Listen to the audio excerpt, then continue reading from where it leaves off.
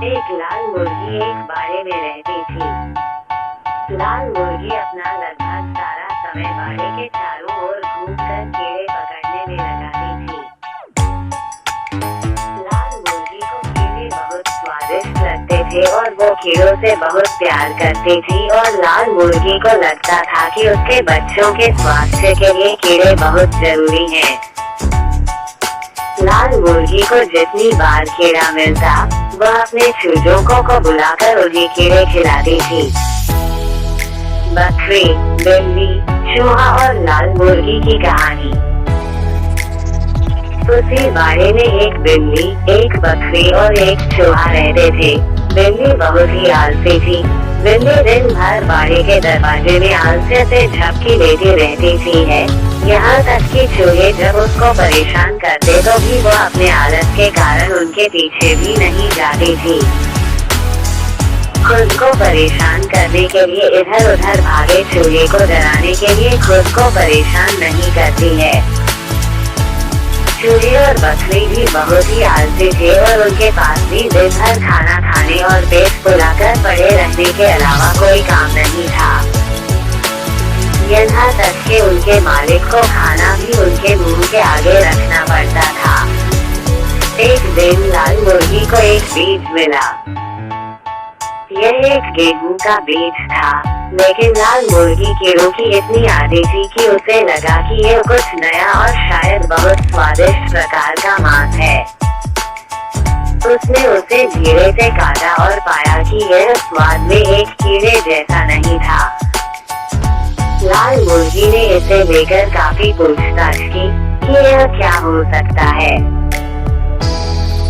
अंततः उसने पाया कि यह एक गेहूं का बीज है और यदि इसे बोया जाए तो ये बड़ा हो जाता है और जब ये पक जाता है तो इसे आटा और फिर रोटी बनाई जा सकती है। लाल मुर्गी गेहूं के बीज को उगाना चाहती थी, लेकिन उसके पास अपने खूब सारे बच्चों को कीड़े पकड़कर खिलाने के अतिरिक्त समय नहीं था। इसलिए लाल मुर्गी ने सोचा कि बकरी, बिल्ली और चूहा कोई काम नहीं करते हैं, उनके पास खूब सारा समय है। इसलिए लाल मुर्गी ने जोर से पुकारा, बीज कौन लगाएगा? लेकिन बकरी ने कहा मैं नहीं, और बिल्ली ने कहा मैं नहीं, और चूहे ने कहा मैं नहीं। ठीक है, तो लाल मुर्गी ने कहा मैं बीज लगाऊंगी, और लाल मुर्गी ने बीज बो दिया।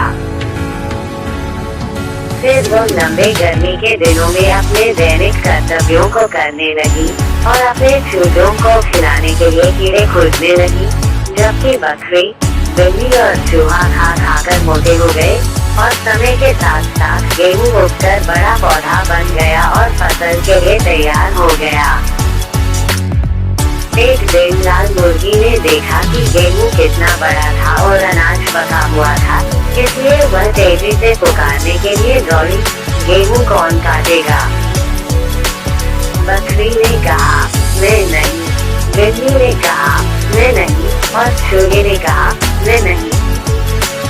ठीक है, तो लाल मुर्गी ने कहा नहीं काटूंगी, और लाल मुर्गी ने खलिहान में किसान के औजारों में से दरांती निकाली और गेहूं के बड़े पौधे को काटने के लिए आगे बढ़ी और गेहूं काट लिया। लाल मुर्गी के बच्चे बहुत परेशान थे क्योंकि उनकी माँ उनके लिए कीड़े नहीं पकड़ रही थी और ना ही लाल मुर्गी के पास उनके लिए समय था। बकरी, बिल्ली, चूहा और लाल मुर्गी की कहानी। बेचारी लाल मुर्गी, वो काफी परेशान थी और महसूस कर रही थी कि उसका ध्यान अपने बच्चों के प्रति उसके कर्तव्य और गेहूं के प्रति उसके कर्तव्य के बीच विभाजित था। फिर लाल मुर्गी ने सोचा कि अब तो गेहूं कट चुका है, इसकी कुटाई कर आटा तो अब कोई भी बना लेगा, और उसने पूरी आशा के साथ आवाज लगाई कि गेहूं को कौन कूटेगा? लेकिन बकरी ने कहा मैं नहीं, और बिल्ली ने मियाओं के साथ कहा मैं नहीं, और चूहे ने चीख के साथ कहा मैं नहीं।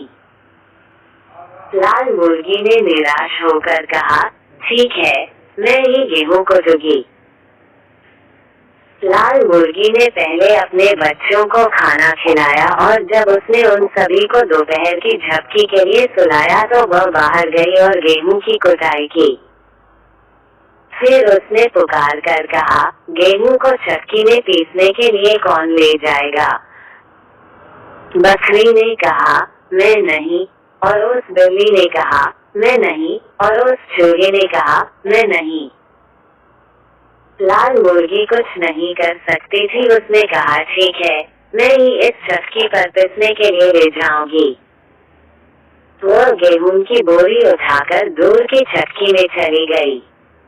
वहाँ उसने गेहूं को सुंदर सफेद आटे में पीसने के लिए कहा। जब चक्की वाला उसके लिए आटा लेकर आया तो वह आटे को लेकर धीरे धीरे अपने बाड़ी में वापस आ गई। लाल मुर्गी बहुत थक चुकी थी, लेकिन फिर भी उसने पहले अपने बच्चों के लिए कीड़े पकड़े और उन्हें कीड़े खिलाकर थोड़ी देर सो गई। जैसे ही उसकी नींद से आंख खुली, उसके मन में यह विचार आया कि आज गेहूं के आटे से किसी तरह रोटी बना लेनी चाहिए। बकरी, बिल्ली, चूहा और लाल मुर्गी की कहानी।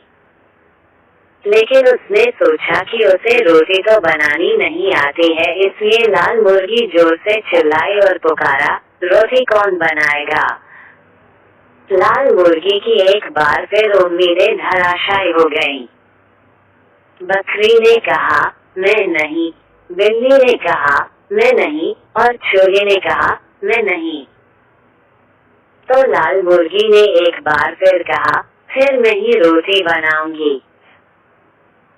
लाल मुर्गी ने सोचा कि उसे कोशिश करनी चाहिए, तो उसने आटा गूंथ लिया, रोटी बेली और रोटियों को सेंकने के लिए ओवन में रख दिया। उस समय बकरी, बिल्ली और चूहा आलसी होकर बैठे रहे और लाल मुर्गी पर हंसते रहे। अब रोटियां बन चुकी थी, रोटियों की खुशबू हवा में आ रही थी।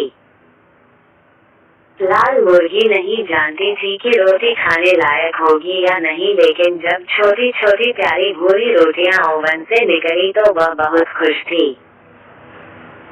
रोटियों की खुशबू पूरे बाड़े में फैल रही थी। बकरी, बिल्ली और चूहे को भी रोटी की खुशबू आ रही थी और अब उनका मन रोटी को खाने का हो रहा था।